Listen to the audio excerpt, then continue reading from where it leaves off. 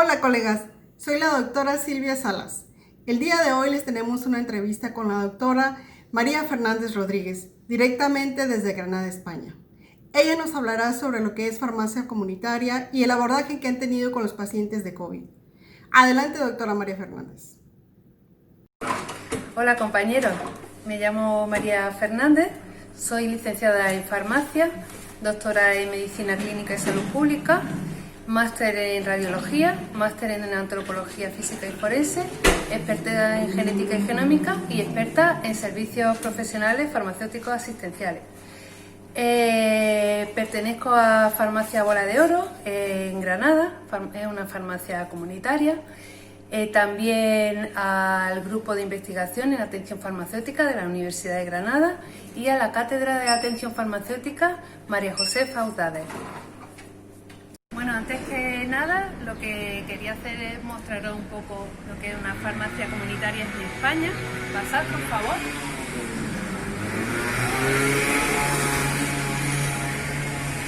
Bueno, la farmacia comunitaria se divide básicamente en dos áreas. Un área de atención al paciente. Esta zona es la zona más grande, normalmente está siempre llena de productos, son productos de parafarmacia. Este tipo de productos está siempre relacionado con la salud y el autocuidado. Cualquier tipo de ellos, por muy simple que sea, un cepillo de dientes, una crema, todos llevan realizados unos controles de calidad suficientes que están realizados por la Agencia Española del Medicamento y Productos Sanitarios, la EMS. Con lo cual, cualquier cosa que veáis aquí tiene el garante del canal farmacia. También tenemos por aquí la zona SAP, la zona de atención personalizada, la zona donde nos sentamos con el paciente, hablamos con él, le hacemos una entrevista. Hay otro tipo de servicios también que realizamos aquí, por ejemplo la medida de tensión arterial. Aquí tenéis un tensiómetro manual. Hay otro tipo de tensiómetro que se llama MAPA, es la medida ambulatoria de la presión arterial. Ese aparato es como esto pero en pequeñito, se coloca en el paciente durante 24 horas y le va tomando medidas a lo largo de ese día. Así tenemos una medida pues con más confianza, ¿no? Mucho más amplia, más información. Bueno, pues si seguimos por aquí, vais a ver la zona de mostradores. Aquí básicamente es donde atendemos al paciente, hacemos la dispensación generalmente y ya pasamos a la segunda parte, que está más escondida, no por ello es menos importante. Aquí tenemos el medicamento. El medicamento es muy importante que sepáis que no se almacena, el medicamento se custodia. Entonces esta parte de aquí, más grande, es la zona de las fórmulas farmacéuticas en comprimidos. Son este tipo de aquí, todos ellos son comprimidos, menos la zona de abajo que tenemos viales. Esta cajonera, que es más grande, la reservamos para los sobres. Suelen venir en cajas más grandes y necesitamos más espacio para guardarlo. También tenemos un tipo jarabe, si hay algún, por ejemplo, un champú que tenga un principio activo determinado, pues se guarda aquí. Tenemos esta zona también. Hay una zona de almacén para pañales.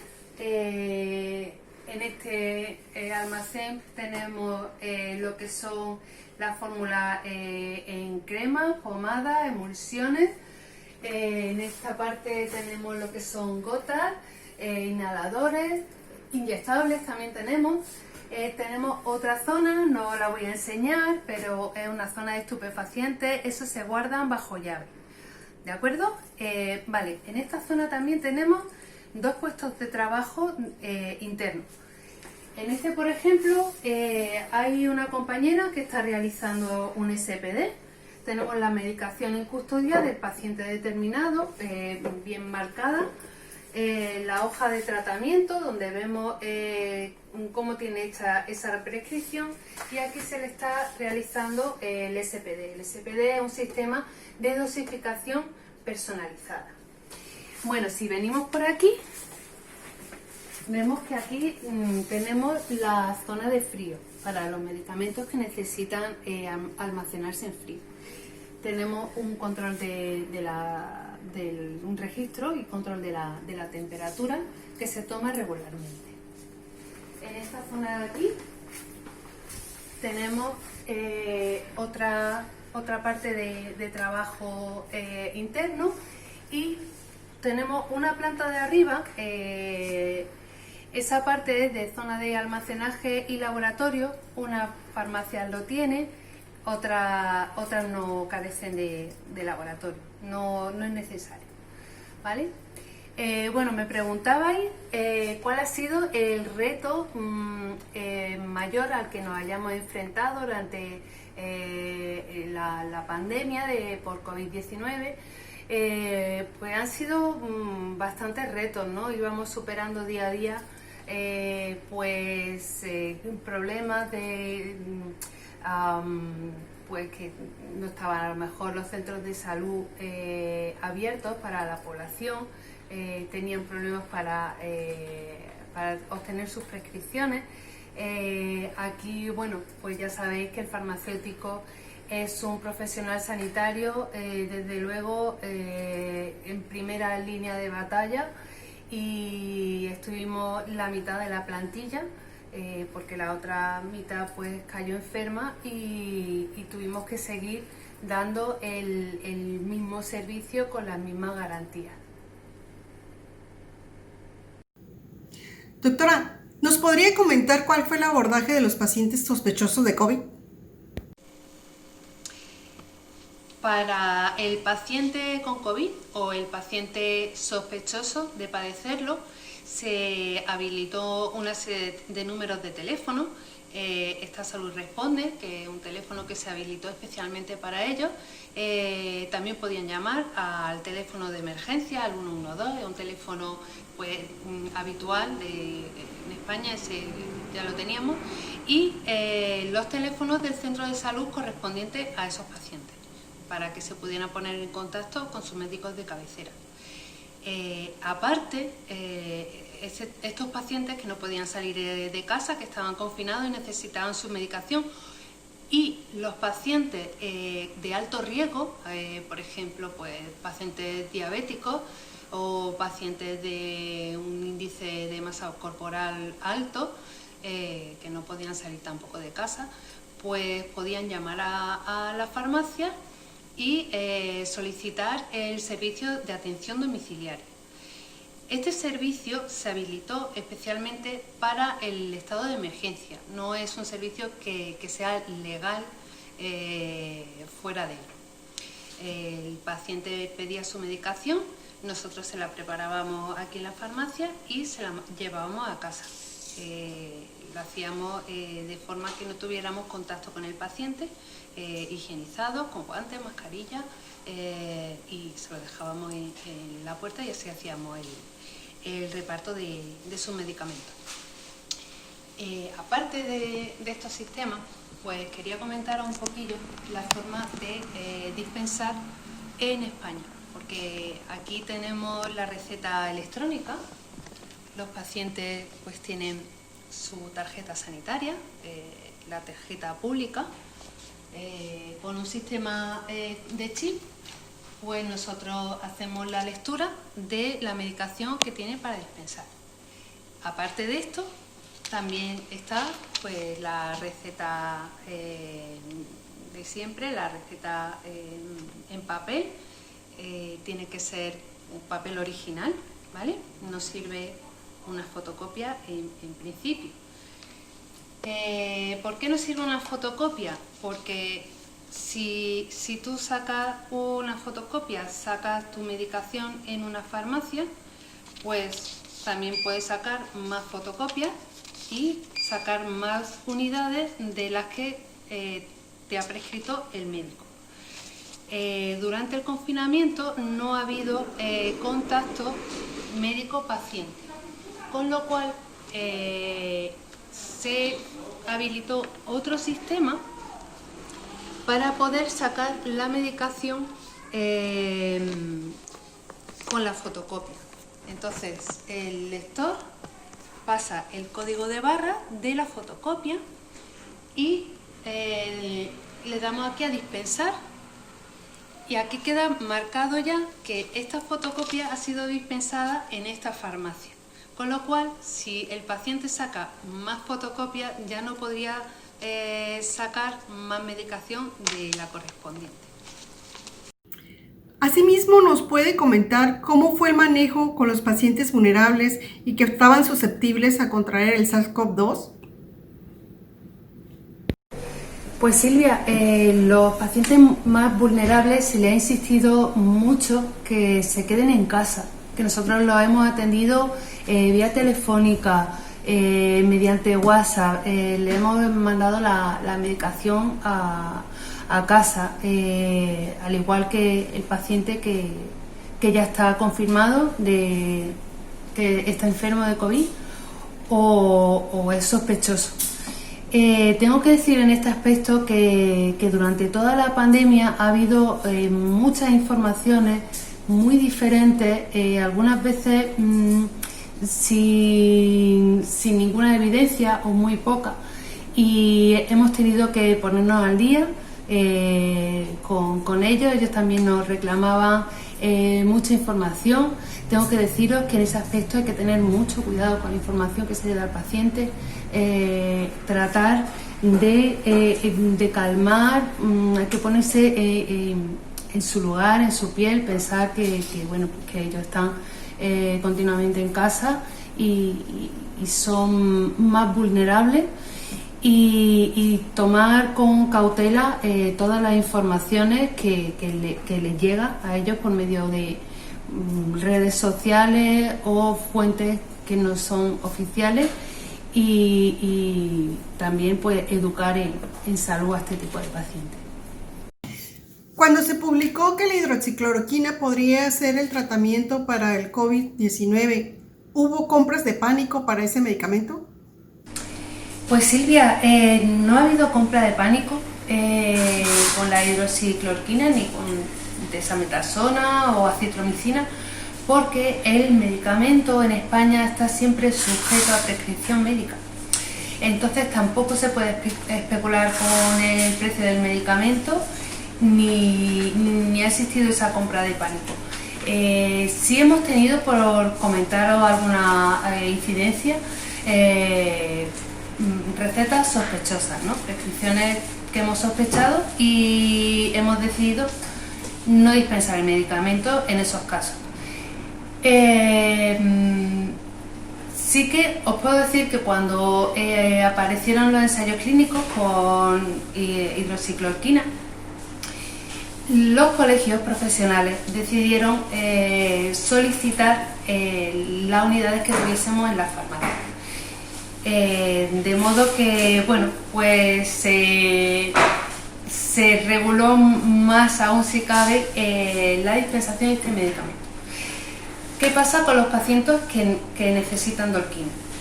Pues se hace una solicitud al colegio farmacéutico, se justifica que esta persona necesitaba su tratamiento y sin ningún problema te enviaban el medicamento y se ha dispensado sin problema. No ha habido tampoco desabastecimiento.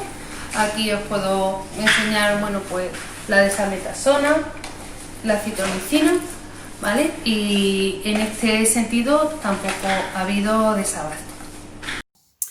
¿Ahí en la farmacia comunitaria dieron ustedes algún tipo de consulta farmacéutica para los pacientes que tenían síntomas leves o moderados de COVID-19 y cómo lo hicieron? Durante todo el estado de alarma, aquí se ha atendido a todos los pacientes con relativa normalidad. O sea, lo hemos atendido síntomas menores, quizá en mayor medida porque los centros de salud estaban cerrados, entonces acudían al profesional de la salud que más cerca tenía en ese momento, que era era el farmacéutico. Lo hemos atendido desde aquí durante el estado de alarma, desde la puerta, para que bueno, pues no se manipularan los productos, fuéramos nosotras las únicas que atendíamos y dispensábamos desde aquí sin que hubiera ninguna otra manipulación. Aparte, bueno, pues os puedo decir que hemos usado todo tipo de comunicaciones a través de redes sociales, consulta telefónica siempre, por vía WhatsApp para pedidos también, como he comentado antes, vía domiciliaria, pues esos pedidos se hacían o bien por teléfono o bien por WhatsApp. Otra forma de comunicarnos ha sido a través de infografías. Si veis aquí todavía mantenemos algunas, como por ejemplo pues explicar brevemente el tema de las mascarillas a los pacientes para que sepan cuál es la más adecuada para ellos. Otros tipos de infografías vienen a través de nuestras fuentes oficiales, del Consejo General de Farmacéuticos, de los colegios o del CIN, del Centro de Información en Medicamentos. Y bueno, las tenemos por aquí para que sean visibles.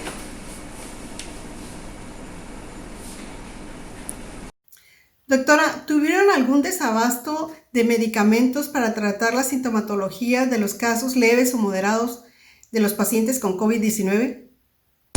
No, no ha existido desabasto para el tratamiento de sintomatología menor en caso de COVID-19.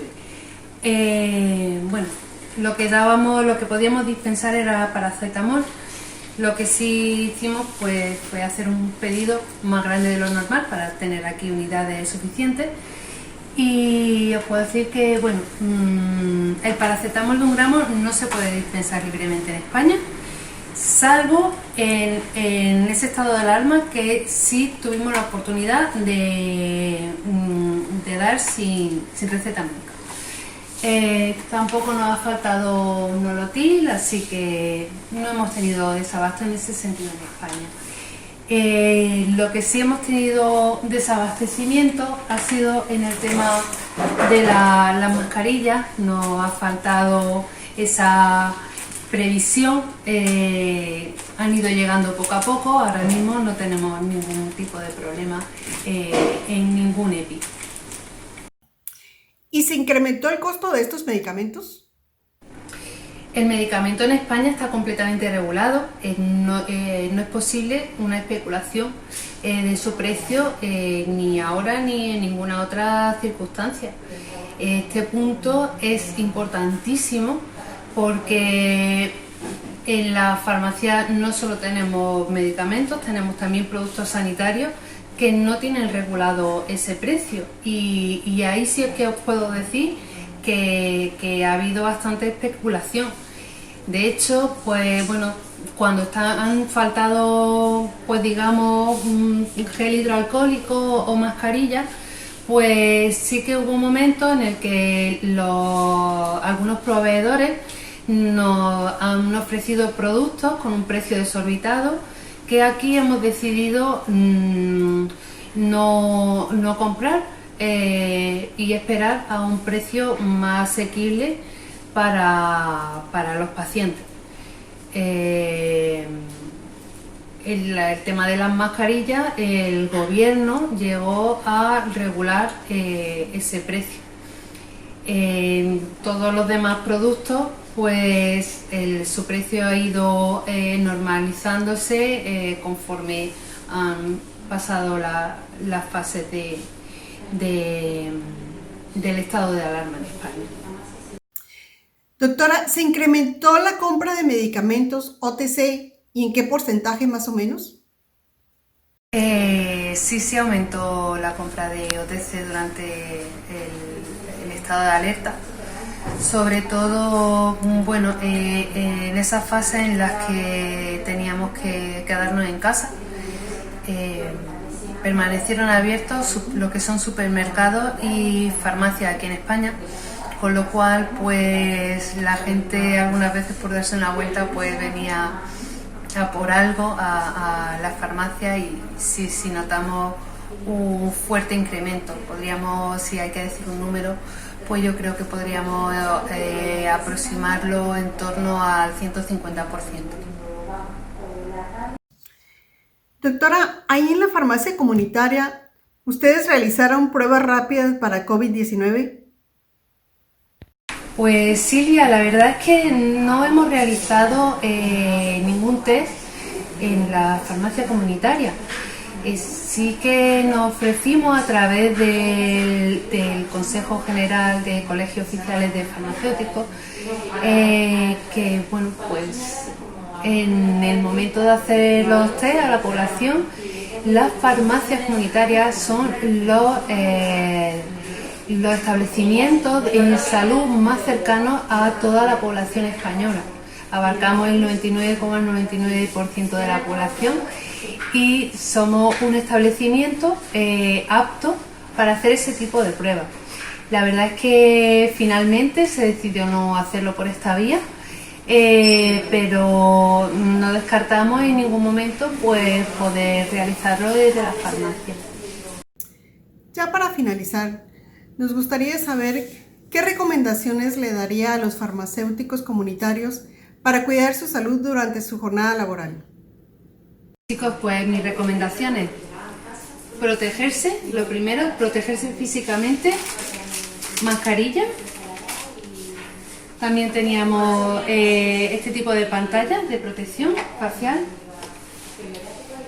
Guantes, sí que es verdad que los guantes no son tan necesarios, pero como hay que lavarse constantemente las manos, pues con el gel hidroalcohólico que reseca mucho la piel, pues es preferible usarlo a la hora de dispensar.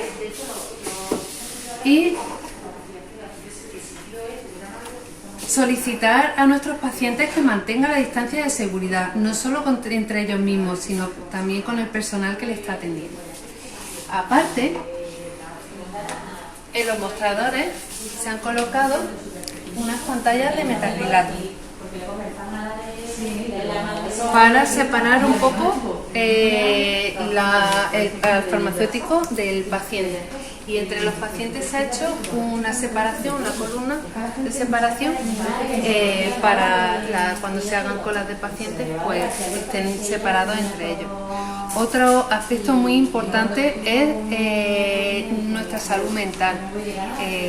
Hay que cuidarse muchísimo, hay que estar fuertes. Vienen situaciones difíciles que hay que tener manejo y empatía con el paciente, y para eso nosotros también tenemos que reforzarnos y hay que cuidarlos a ellos también. Durante el confinamiento, pues el tema de la violencia de género pues también se ha disparado un poquito. En España hemos tenido una campaña, se llamaba Mascarilla 19, solicitábamos a aquellas mujeres que estuvieran pasando un mal momento en casa, pues que viniera y con la contraseña de solicitar una mascarilla 19, nosotros le tomábamos los datos para pedirla y llamábamos inmediatamente a la policía. Ha sido un placer, gracias Silvia, gracias OFIL México, saludos compañeros y mucho ánimo. A nombre de la OFIL agradecemos a la doctora Fernández su tiempo y por compartir con nosotros sus experiencias. Y a ustedes, gracias por su atención.